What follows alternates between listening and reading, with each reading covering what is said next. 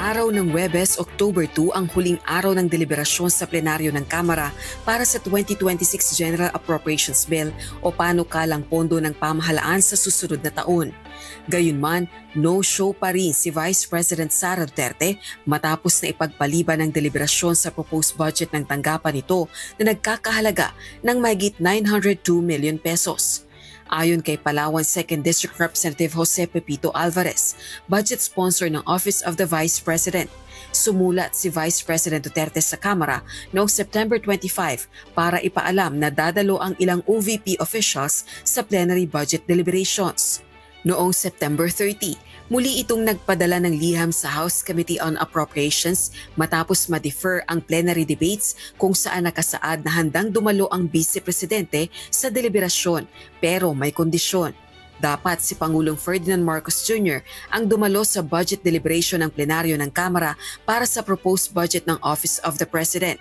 O kaya maglabas ang House Committee on Good Government and Public Accountability ng Department of Justice document kung saan nakasaad na binabawi na ang Immigration Lookout Bulletin para sa 7 OVP personnel. Bunsod nito, tinuligsa ng ilang miyembro ng minority bloc sa Kamara ang anilay kawalan ng respeto ng Vice Presidente. Isinusulong din ng mga itong bawasan ng pondo ng tanggapan para sa susunod na taon.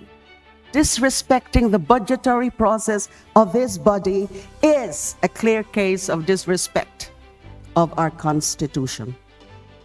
Who is she to continuously disrespect or show disrespect to this body as an institution and to the Constitution? Enough is enough. Enough of her brattiness. So, I rise today to manifest my extreme displeasure about the behavior of our Vice President. And in due time, I will move for the decrease in the budget of the Office of the Vice President. Ultimately, ang binabastos po ng Vice Presidente sa paglalagay pa ng mga kondisyon. Bago daw siya magpakita rito, may mga kondisyon muna. Ibigay ang gusto niya. No?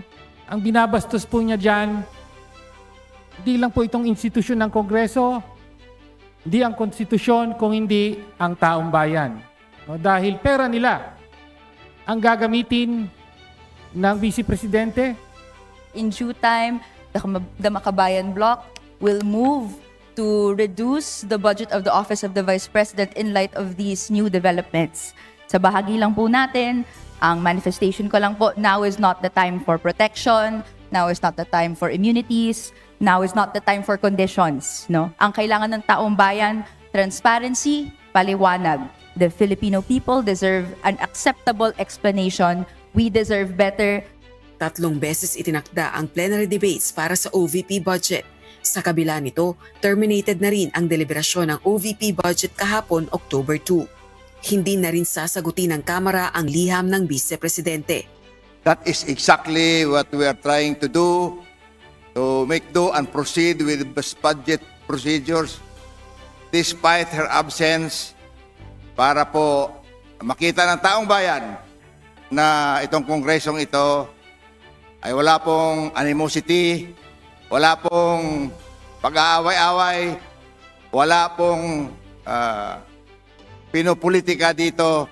That's why we will proceed to craft this whole budget, including the budget of the Office of the Vice President.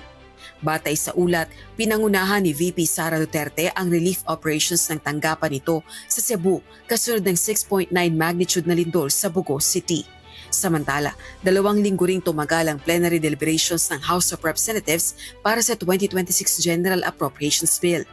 Target itong ipasa ng Kamara bago pa ang congressional break. Rosa Licoz, UNTV News and Rescue. Diyos ang aming sandigan, serbisyo publiko ang aming pinahahalagahan.